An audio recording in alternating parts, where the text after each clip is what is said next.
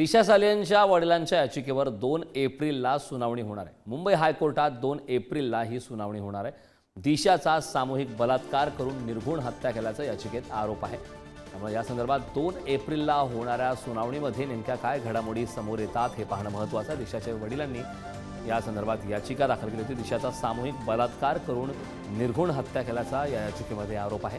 त्यामुळे 2 एप्रिलला होणाऱ्या सुनावणीमध्ये आता नेमक्या काय घडामोडी घडतात हे पाहणं महत्त्वाचं आहे। या मुद्द्यावरून राजकीय वर्तुळात सुद्धा चर्चा रंगली होती, आरोप प्रत्यारोप झाले आहेत आणि त्यानंतर आता 2 एप्रिलला सुनावणीमध्ये नेमकं काय घडामोडी समोर येतात हे पाहणं महत्त्वाचं आहे। या संदर्भात ताजे अपडेट देण्यासाठी आपले प्रतिनिधी निखिल चव्हाण आपल्यासोबत जोडलेत। निखिल, दिशाच्या वडिलांनी एक याचिका दाखल केली, त्यामध्ये गंभीर आरोप केले आणि आता या संदर्भात 2 एप्रिलला सुनावणी होणार आहे। काय सांगशील सविस्तर?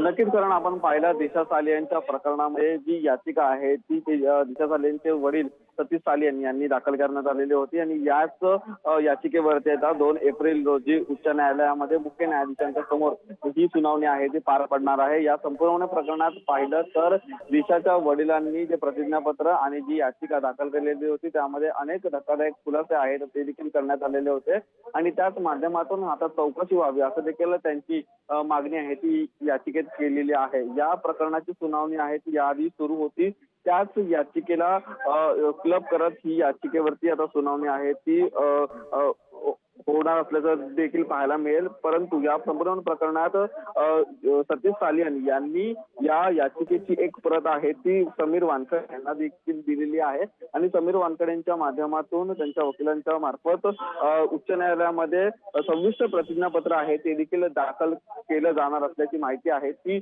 वकिलांनी या ठिकाणी दिलेली आहे। त्यामुळे 2 एप्रिल रोजी या संपूर्ण सुनावणीत काय पुढे येत आहे आणि या प्रकरणावरती कोर्टाचं नक्की काय म्हणणं हे पाहणार।